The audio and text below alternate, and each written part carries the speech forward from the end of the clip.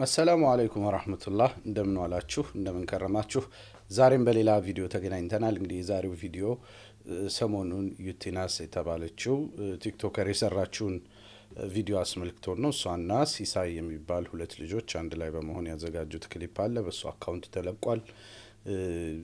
አንቺም በሃይማኖትሽ እኔም በሃይማኖቴ በሚለው ሸመንደፈር ተብሎ በሚታወቀው የቴዲ አፍሮ ዘፈን ላይ ተመስርተው የሰሩት ነውና ብዙ አነጋጋሪ ነገሮች አሉት፣ ሲሪየስ የሆኑ ነገሮች አሉት። ስለዚህ እዙ ላይ ሐሳቤን ሰጣችኋለሁ። ያው አንድ ሁለት ቀን ዘግየት ብያለሁ። ነገር ግን ጉዳዩ አንገብጋቢ ስለሆነ ሳናየው ማለፉ ተገቢ ነው ብዬ ስለማላስብ ዛሬ መጥቻለሁ። ኢንሻአላህ እንደማይዘገይ ተስፋ አደርጋለሁ። ላይክ ሼር በማድረግ ብዙ ሰዎች ጋር እንድታደርሱልኝ ለማስታወስ እወዳለሁ። እንደው በመንደርደሪያ ስንጀምር ቅድም እንደነገርኳችሁ ለቴዲ አፍሮ ሸመንደፈር የተሰራ ክሊፕ ነው።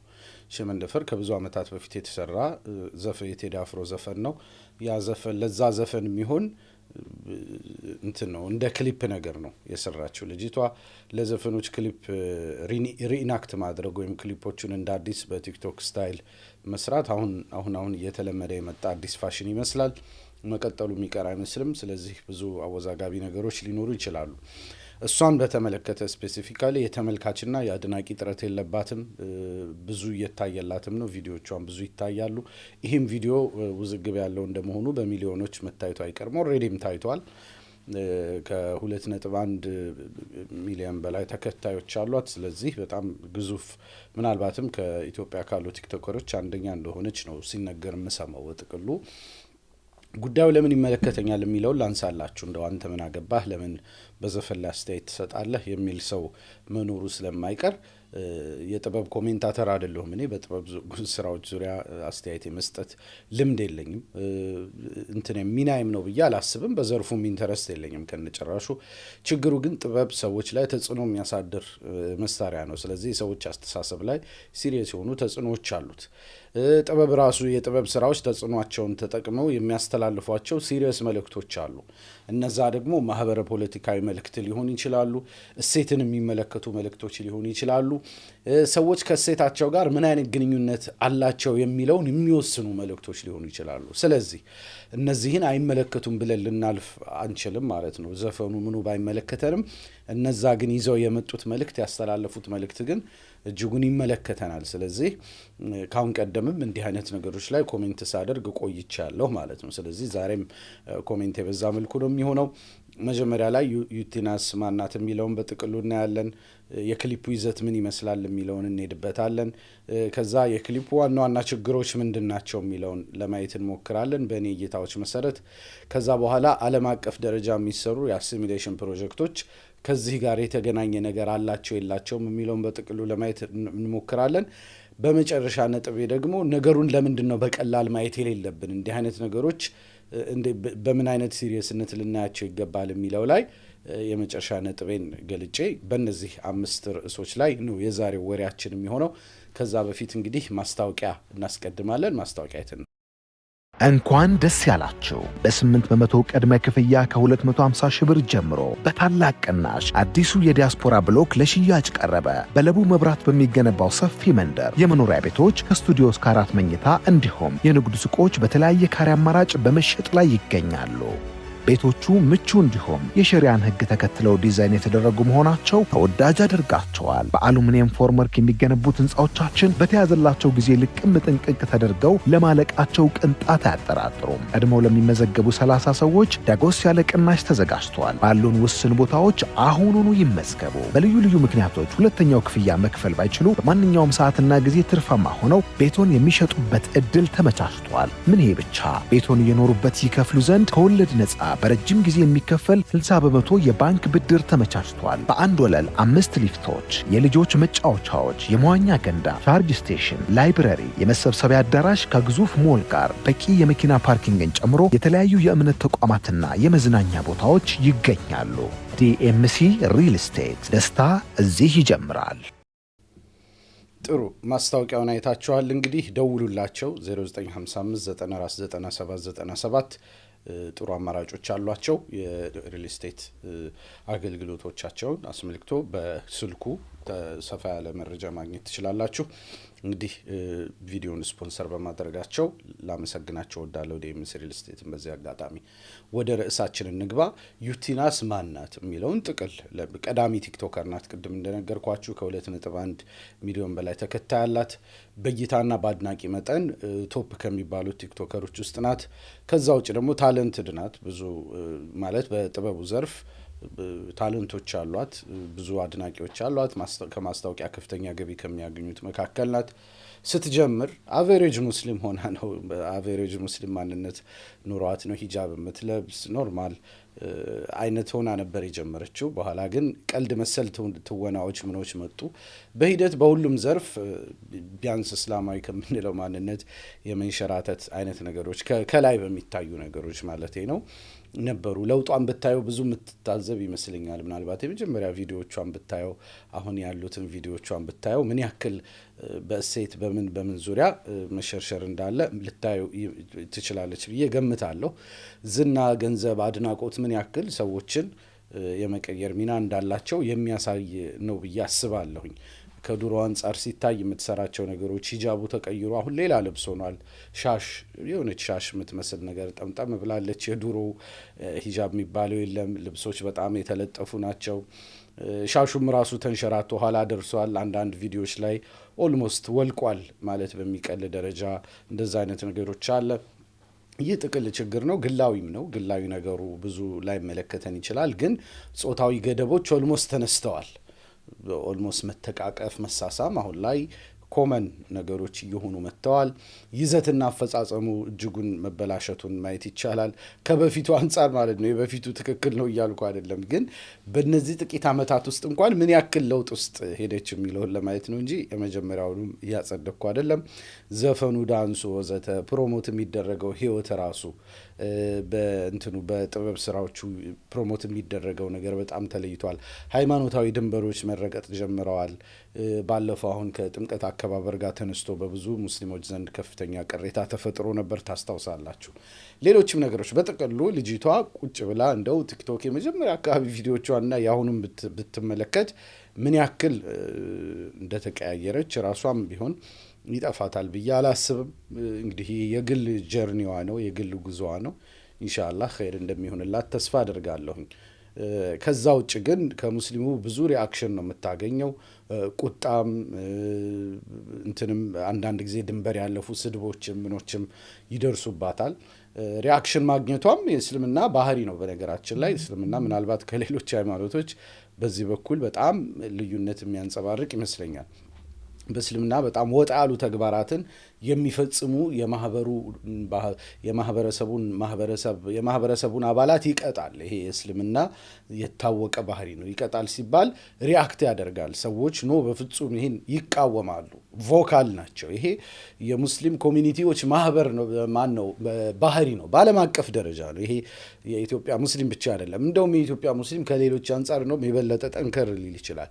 ስለዚህ ሪአክቲቭ ነው። ከሌሎች ማህበረሰቦች አንጻር ሲታይ ሙስሊሙ ማህበረሰብ ሪአክቲቭ ነው። ለምን? እስልምናውም እንደዛ እንዲሆን ስለሚፈልግ ማለት ነው። ሙስሊሞች ለእሴታቸው ስስ ናቸው።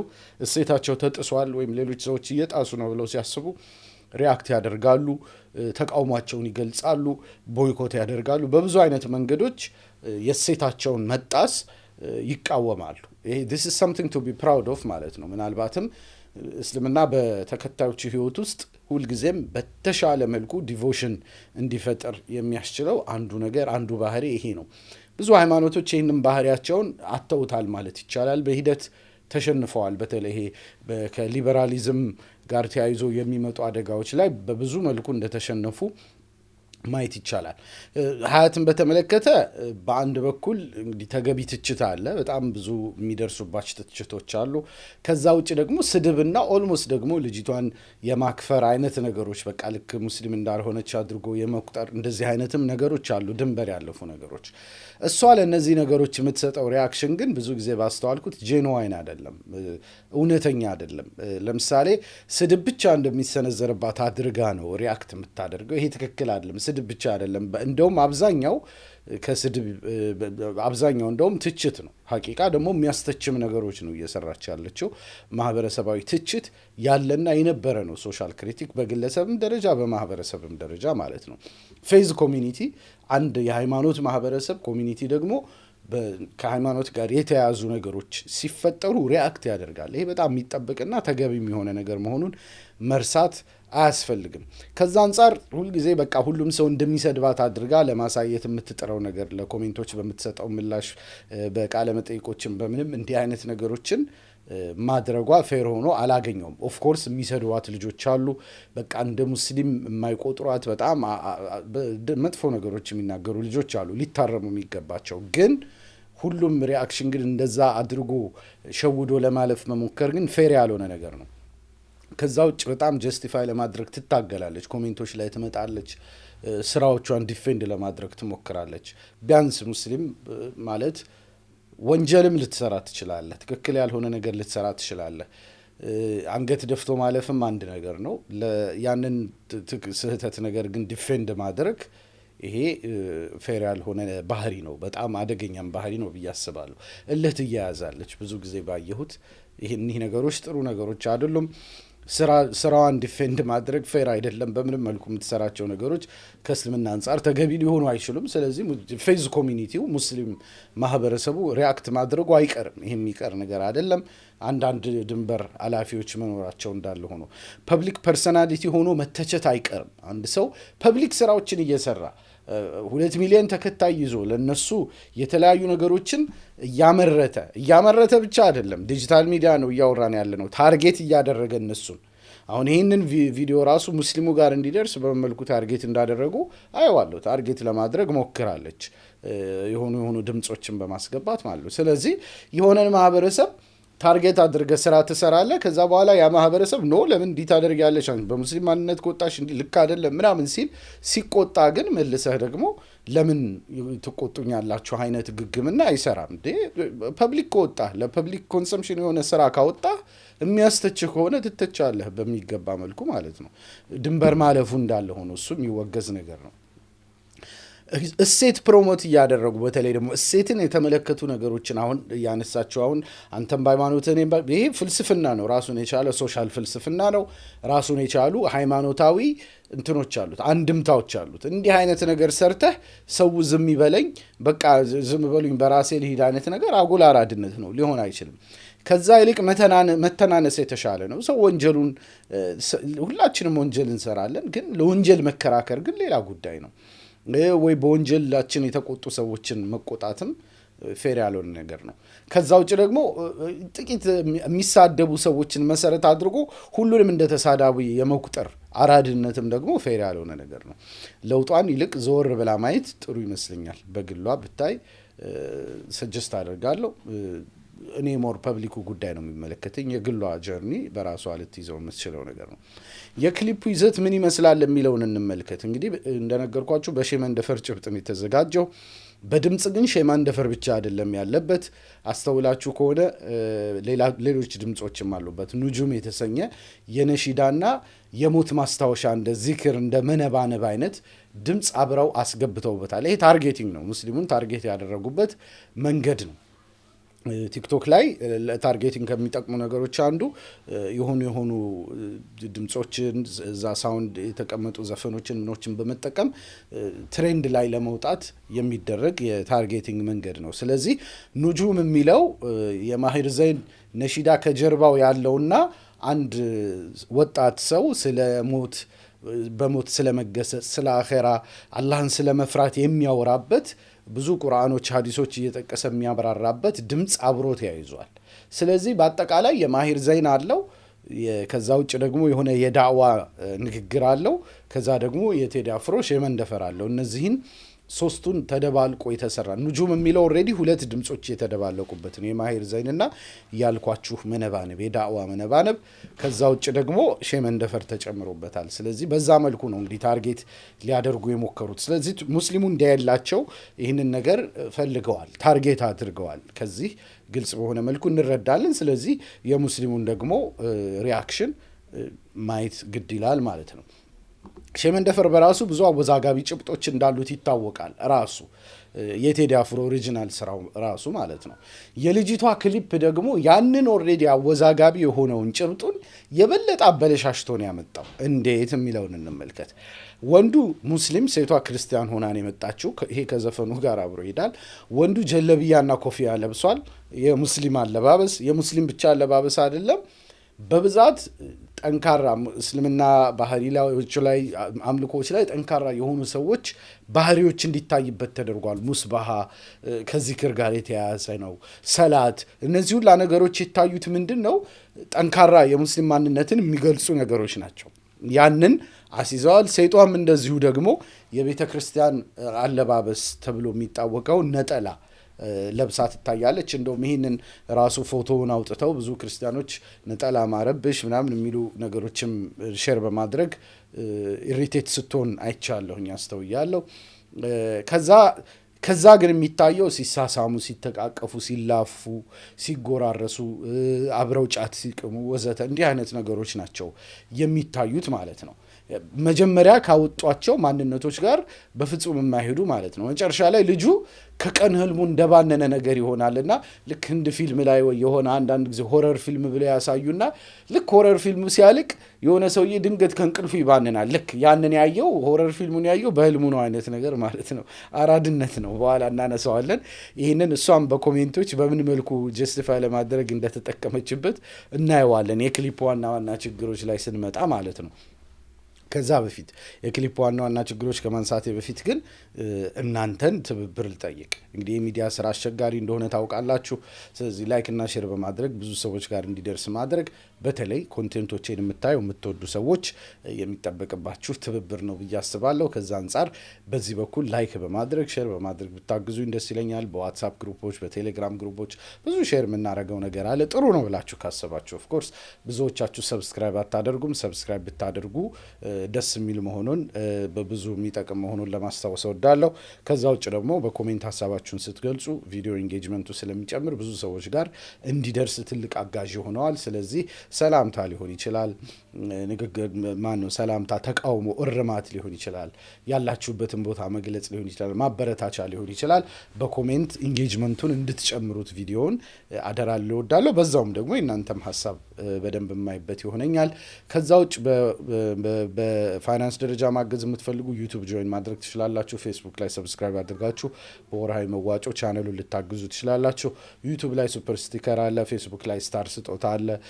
ከዛ ውጭ ደግሞ በባንክ ሂሳብ የምትፈልጉ ስክሪኑ ላይ ባለው ቁጥር 15106894247 በኢትዮጵያ ንግድ ባንክ ብትልኩ ተክቢር ሚዲያን ለማጠናከር እንደሚውል ለማስታወስ እወዳለሁ።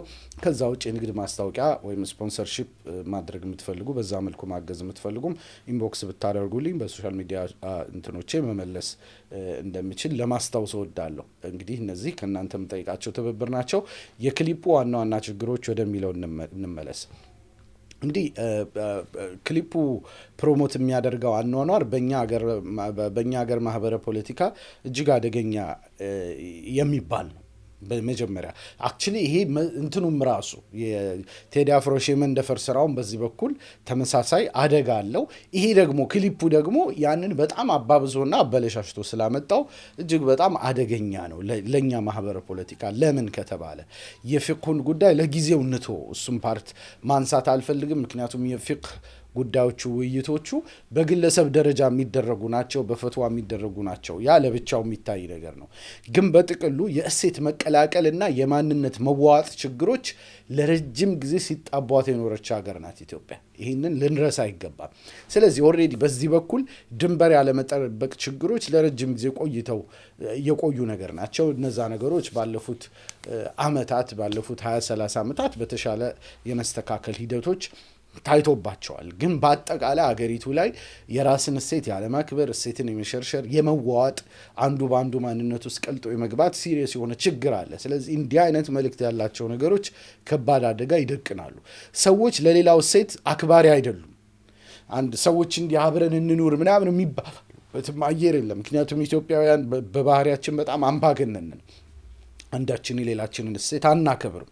ስለዚህ በእንዲህ አይነት መልኩ የተቀላቀሉ በተለይ ደግሞ ሃይማኖታዊ እሴቶችን ቀላቅሎ መኖር ጤናማ ኑሮ መኖር የሚቻልበት ሂደት የለም። በተግባርም ይህ አይነት ጋብቻዎች በጣም ብዙ ቀውስ ፈጥረው ሲለያዩ ነው የምናየው። ከጥቂት ምሳሌዎች በስተቀር ከቀውስ ውጭ ያመጡት የለም። ይህን በሰፊው ከብዙ ሰዎች ጋር ባደረግኳቸው ውይይቶች መረዳት ችያለሁ። በወንድም በሴቱም በኩል ነው ቀውስ ያለው። በነገራችን ላይ ነው ወንዱ ሲሆን የተሻለ ነው ተብሎ ይታሰባል። ግን ብዙ ሰዎች ዘንድ ያለው ኦብዘርቬሽን ግን እንደዛ አይደለም።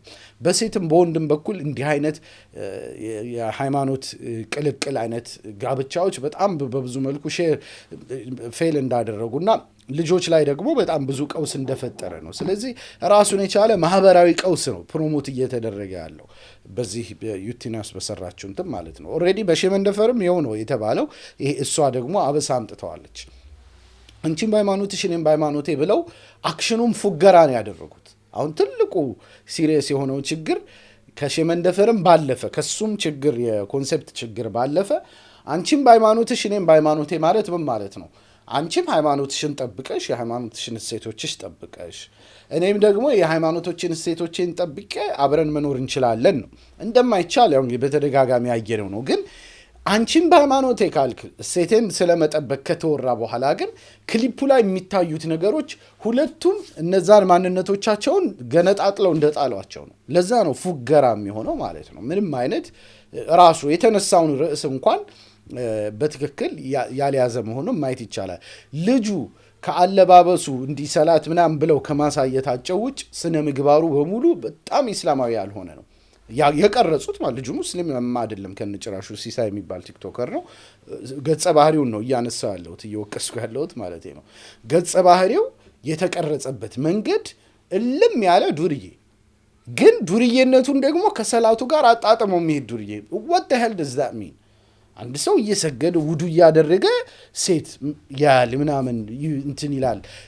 በቃ ማለት የማይሆኑ ነገሮች ማለት ነው። ከአንድ ሙስሊም ይጠበቃሉ ተብለው የማይታሰቡ የአደባባይ ባህሪዎችን የሙስሊም ወንጀል አይሰራም እያልኩ አይደለም። ግን በዚህ መልኩ ሙስባህ እየቆጠርክ ሴት ጋር እንትን ማለት፣ ከዛ ወጥቶ መላፋት፣ የሙስሊም አለባበስህን ለብሰህ መንገድ ላይ እየተላፋ እየተዛዘልክ እየተሳሳምክ እንዲህ አለ እንትን የገርል ፍሬንድ ቦይ ፍሬንድ እንዲህ አይነት ለም ያለ እስልምና ዝሙትና የዝሙት አክሰሰሪ ብሎ የሚቆጥራቸውን ነገሮች ጀለቢያ ኮፍያ ምናምን ባደረገ ሙስባህ በሚጎትት ምናምን ሰው ስታሳይ ምንድን ነው እያሳየው ያለው? ሀያ የሚባል ነገር ያልፈጠረበት ገጸ ባህሪ፣ ሰው ማፈር የሌለ መንገድ ላይ ሁላ እንደ ልቡ የሚሆን እንደዚህ አይነት ሁለት የማይገጣጠሙ ባህሪዎችን አምጥቶ ማሳየት የተፈለገበት ዓላማ ምንድን ነው? አስፋልት ላይ ተኝቶ መተሻሸት መተቃቀፍ ምን ማለት? ውዱ ላይ ዚክሩን ትቶ ውዱኛ ስናደርግ ዚክር እየተባለ ምን እየተባለ ነው ሙስሊሙ የሚያደርገው? ከነጭራሹ ውዱ ላይ ሆኖ ሴት ማባረር፣ ቺክ ማየት ምናምን ፍጹም የማይሆኑ ነገሮች በተግባርም እንዲህ አይነት ነገሮች ሲፈጸሙ አይታዩም። ሰው ውዱ ሲያደርግ ወንጀሉን እያሰበ ነው ውዱ የሚያደርገው። ሰላቱን ሲሰግድ አላህ ፊት እንትኑን እያሰበ ነው ተናንሶ ነው የሚያደርገው። ቺክ እያዩ ሰላት አለ እንዴ? ምን አይነት መልእክት ነው ለማስተላለፍ የተፈለገው? ለሰላት ቁጭ ባለበት ሴት ሲያይ ይመሰጣል፣ አይኑ ይሄዳል ምናምን፣ የራሱን የጫት ሱስ ለልጅቷ ለማስለመድ ይሞክራል። ፍጹም ተቀባይነት የሌላቸው ባህሪዎችን ያሳያል። ከዛ ውጭ የሴቷን ባህሪ ቢሆን ክርስቲያናዊ አይመስለኝም። እኔ ይሄንን ለክርስቲያኖች እተዋለሁ። ነገር ግን በጥቅሉ ከማውቀው መቃወም የሃይማኖቱ ሰዎች ስራ ቢሆንም በአጠቃላይ ክርስቲያኑ ዓለም በዚህ በኩል ልል መሆኑን ማየት ይቻላል። ለሴቶቹ ብዙም ዲፌንስ ሲያደርግ አይታይም። ይሄ አሁን ላይ በዓለም አቀፍ ደረጃ በተለይ ደግሞ በውጮቹ ይብሳል። ኦልሞስት የማይሆኑ ነገሮች ሁላ በሃይማኖት ስም ሲፈጸም ዝም ማለት ነገር አለ። ኢትስ ዴር ቾይስ፣ አይመለከተኝም። ግን በጥቅሉ ስናየው ግን ልጅቷም ቢሆን እንደ ኦርቶዶክሳዊም ቢሆን ያቺ ገጸ ባህሪ ሀያት የተሳለችበት ገጸ ባህሪ ተገቢ ነገር አይመስለኝም፣ ወይም መጽሐፍ ቅዱሳዊ ነው ብዬ አላምንም። እስልምና ለሴቶቹ መታገሉ ግን ቋሚ ባህሪው ነው። በዚህ በኩል ሙስሊሞች ወደኋላ የሚሉበት ምንም ምክንያት የለም። ኢፍ ዩ አስክ ሚ ክርስቲያኖቹን ቢሆኑ ለእሴታቸው መቆርቆር አለባቸው ብዬ ነው የማስበው። ነው ለምን ክርስቲያናዊ እንትን ይዛ ማንነት ተደርጋ ተቀርጻ ግን ክርስቲያናዊ ያልሆነች ነገሮች ሰራች ብሎ መናገር መከራከር ይሄ ክርስቲያኖች መብት ምናልባትም ሞራላዊ ግዴታ ነው ብዬ አስባለሁ። ሙስሊሙ ግን ሪያክት ያደርጋል፣ ያወግዛል፣ በተዘዋዋሪ ኢንፎርስ ያደርጋል። ይሄ ባህሪው ነው። ሞስት ዲቮትድ ሪሊጂየስ ኮሚኒቲ የሆነው ሙስሊሙ ለዛ ነው። በዓለም አቀፍ ደረጃ ብታዩ ከተከታዮቹ መካከል በጣም የተሻለ ዲቮሽን አላቸው የሚባሉት ሙስሊሞች ናቸው።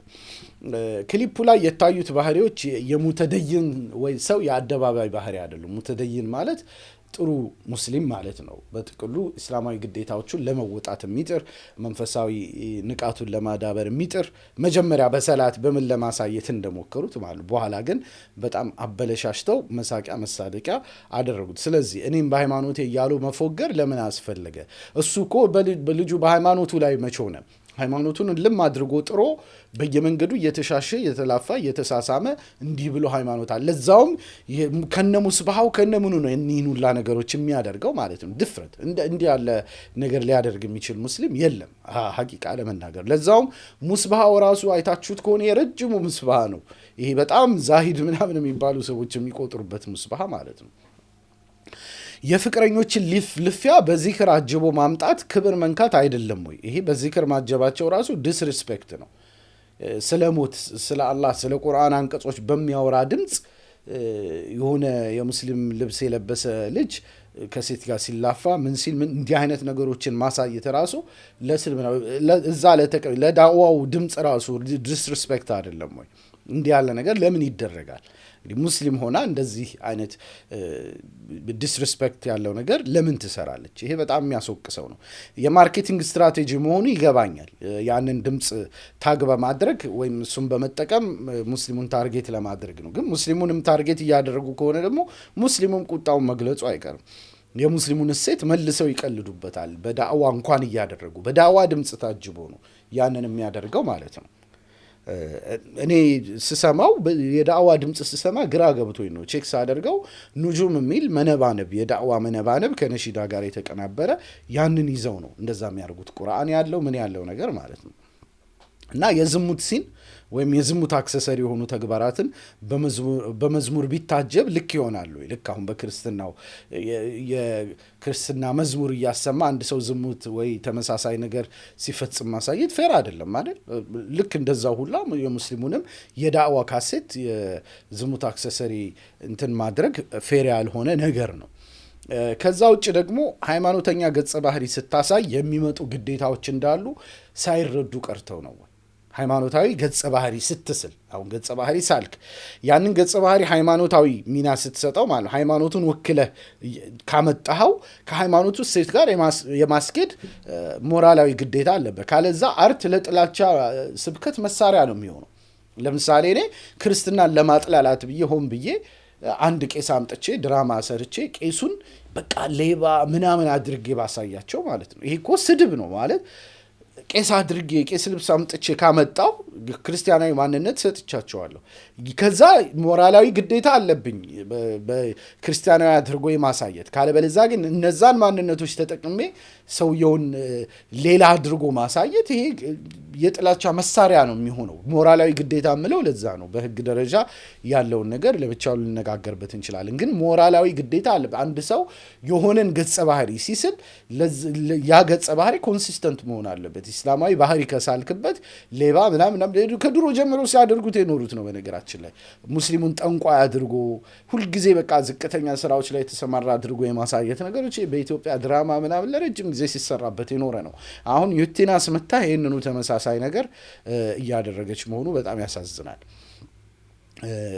ከዛ ውጭ የሃይማኖቱ ሰው እንደዚህ አርትን ስነ ጥበብን የጥላቻ መሳሪያ ሲያደርጉ የሃይማኖት ሰው ቮካል መሆን አለበት ነው። የኔን እሴቶች እዛ ገጸ ባህሪ ላይ ስላችሁ መልሳችሁ እሴቴን የሚያፈርስ ነገር ማድረግ አትችሉም ብሎ ሴንሲቲቭ መሆን ቮካል መሆን እዚህ ላይ ያስፈልጋል። ሴንሲቲቭ ሌቭሉ እንደየ ሃይማኖቱ ሊለያይ ይችላል። ቢያንስ ግን እኔ እስልምናውን ፓርት እንደ አንድ ሙስሊም ላወራበት እችላለሁ። ሁሉም ሃይማኖት የየራሱን ሴንሲቲቪቲ ሌቭል ሊያሳይ ይችላል። ለምሳሌ ሌሎች ሰዎች እሷ ነጠላ ለብሳ እንደዛ ማድረጓ ችግር የለውም ምናምን ያሉ ብዙ ኮሜንቶች አይቻለሁ። መብታቸው ነው። ከሃይማኖታቸው አንጻር ነገሮችን ማየት ይችላሉ።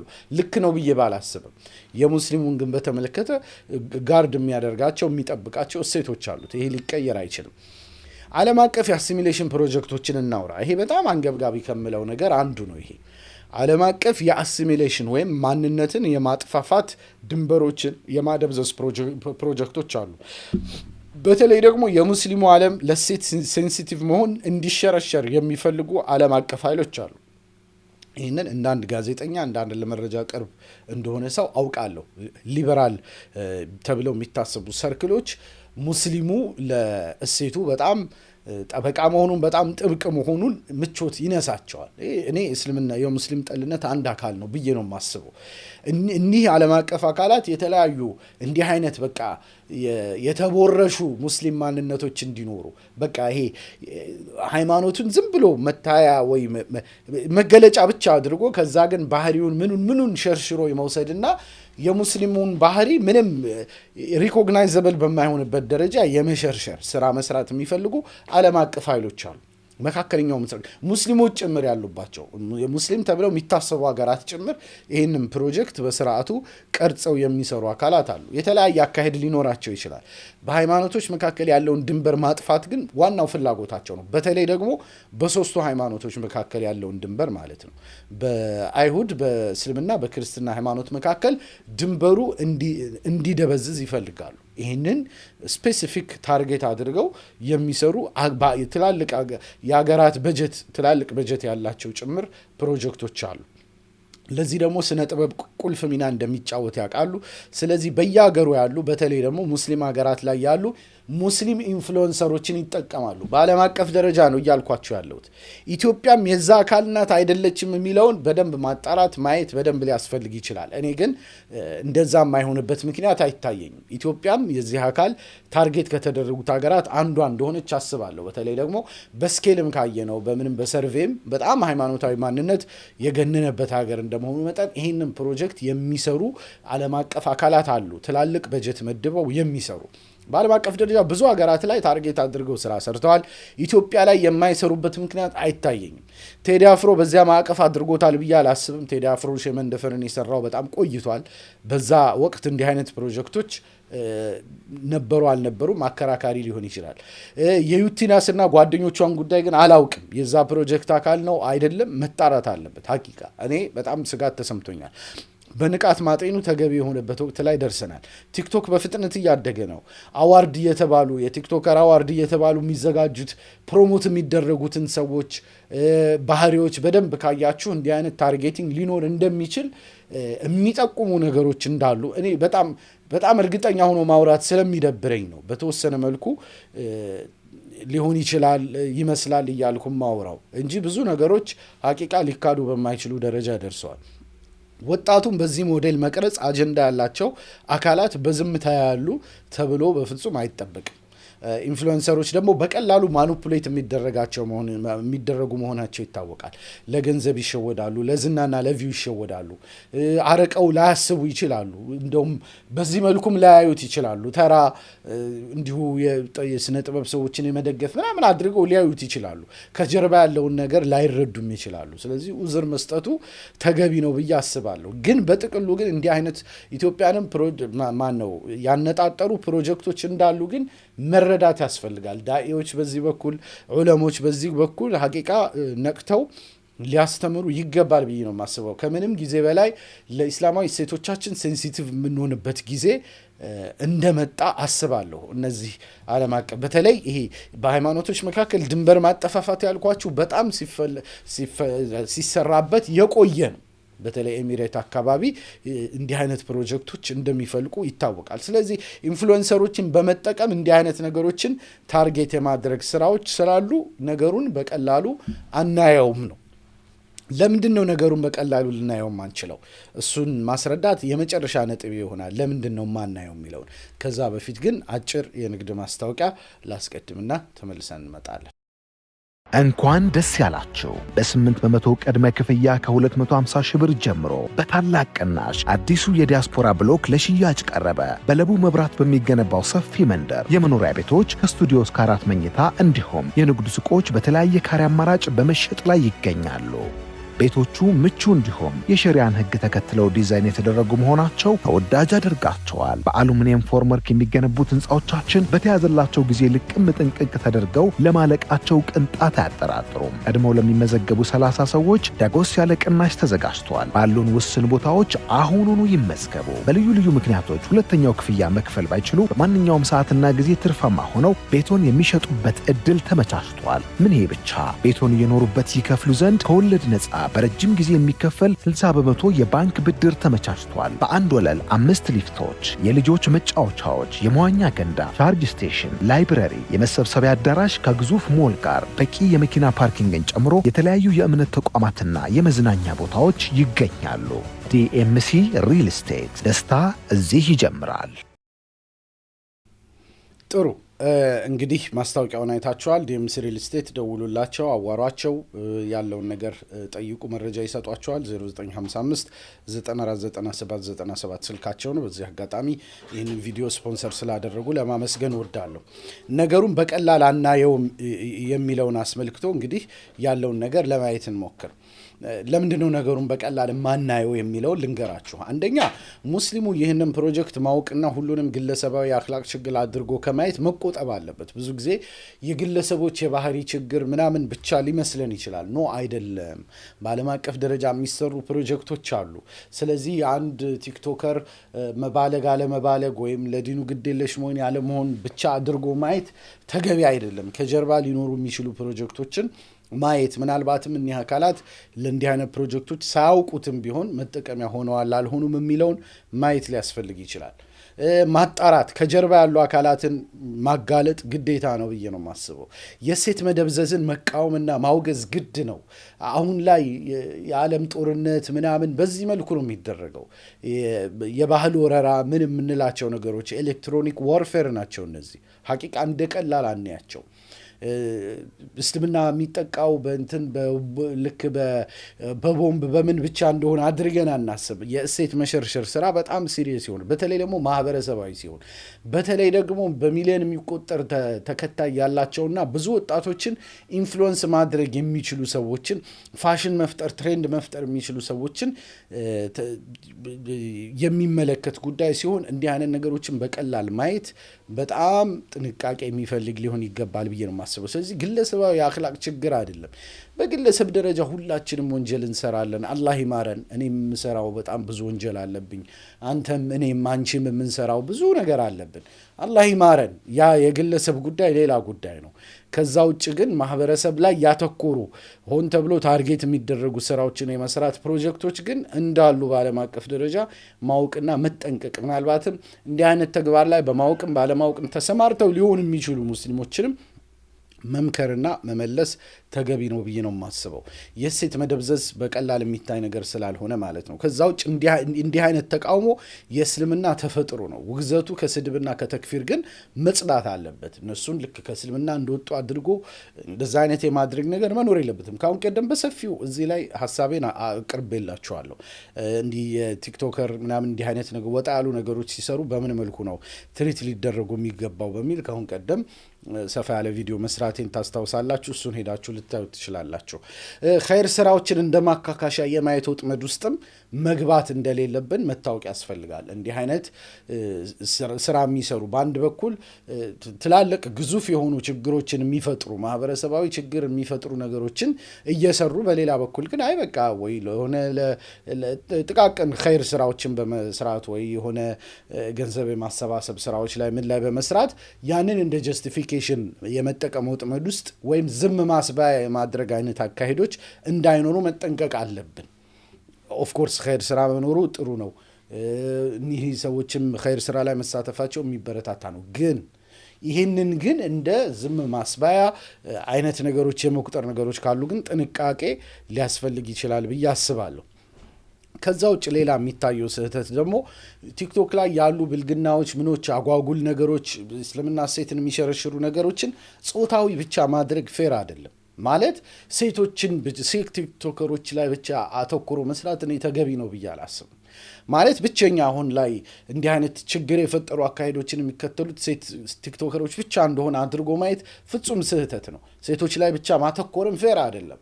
ሐቂቃ በጣም ብዙ ባለጌ በጣም ስዳደግ ሊባል የሚችል አካሄድ የሚሄዱ በርካታ ወንድ ቲክቶከሮች ምኖች አሉ እና ከዛ አንጻር ጾተኛ አይነት አካሄድ መሄድ ፌር ላይሆን ይችላል። ሚዛናዊ ሆኖ ነገሮችን ማየት ወይም በቃ የአንድ ጾታ ችግር አድርጎ እኒህን ነገሮች ማየትም ፌር እንዳልሆነ መረዳት ያስፈልጋል። ኦፍ ኮርስ ሚዛኑን መጠበቅ ሁሉንም የሚገባውን ትኩረት መስጠት እንዳለ ሆኖ እንደ ብዛቱ እኔ ብዛቱ እኩል ነው ምናምን እያልኩ አይደለም። ነገር ግን ሌሎችንም ማለፍ ፌር አይደለም። ሐቂቃ እዚህ ጉዳይ ላይ እኒህን ችግሮች ለመፍታት የሚሰሩ ስራዎች ይሄ ከተክፊር ከስድብ መጽዳት እንዳለባቸው ዋና ሆኖ ከዛ ውጭ ግን ወንዶችም ላይ ቢሆን እንዲህ አይነት ነገሮች ሲሰሩ እኩል ትሪት ማድረግ ማውገዝም ካለብን ሁሉንም የማውገዝ እንትን መሆን አለበት። ከዛ አንጻር ይሄ መስተካከል ያለበት አካሄድ ነው ብዬ ነው የማስበው። ከዛ ውጭ ግን ታዋቂ የሆናችሁ ልጆች ቲክቶከሮች ምኖች ተጠንቀቁ።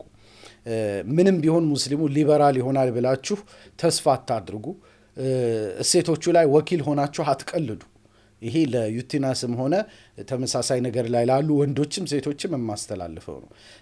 የሙስሊሙን እሴቶች ላይ ወኪል መስላችሁ የሙስሊም እሴቶቻችሁን ይዛችሁ ገብታችሁ መልሳችሁ በሙስሊም እሴት ላይ አትቀልዱ። ይህንን አንፈቅድም። ሌላው ሃይማኖት ይፍቀዳ አያገባንም። ሙስሊሙ ግን will never let this happen እንደ ማህበረሰብ ሆነን እናወግዘዋለን እንዲህ አይነት ነገሮችን ማለት ነው። ስለዚህ በሌላ ሃይማኖት በምን እንዲህ አይነት ነገሮች ዝም ብለው ታልፈው ከሆነ ስህተት ነው።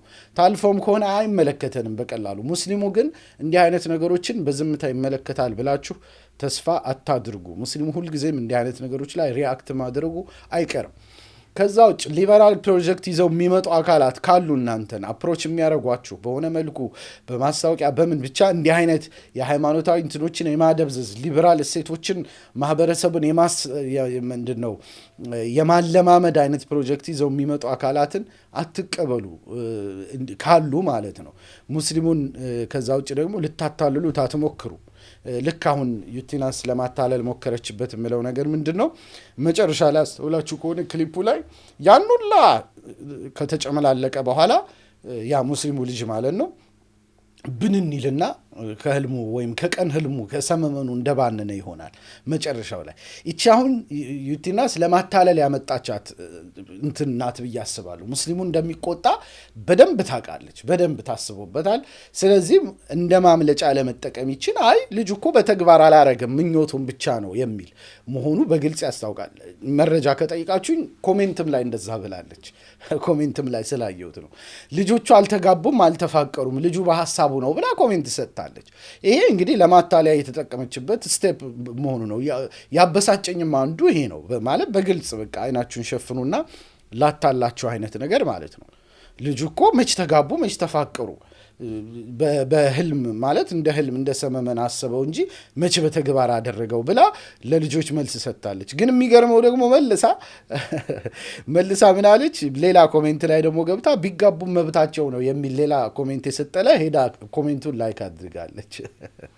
ስለዚህ ተግባሩን ፈልገዋለች። በዛ መልኩ እንደዛ ጭምልቅልቅ ሲል አሳይታለች። በደንብ ፕሮሞት ተደርጓል ያ ገጸ ባህሪ።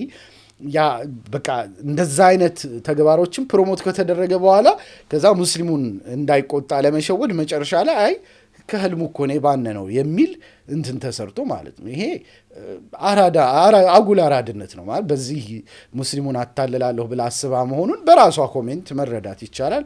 which is very irritating ማለት ነው። በዚህ መልኩ ማድረጓ በጣም አሳዝኖኛል። ሙስሊሙን አታታልዩ በዛ መልኩ እንትን ማድረግ ፌር አይደለም። እንደው አንዳንድ ጊዜ ስህተትንም አውቆ እንትን ማለት ይገባል። ከዛ አንጻር እኒህን ነው ለዛሬ የማነሳው። ካሁን ቀደም በዚህ ጉዳይ ላይ የሰራኋቸው በጥቅሉ በዩቲናስ ሳይሆን በአጠቃላይ በቲክቶከሮች ዙሪያ የሰራሁትን ብታዩት የሚጠቅማችሁ ነገር አለ። ድንበር ሲታለፍም ምን ሲልም ስህተት መሆኑን የገለጽኩበት ማለት ነው።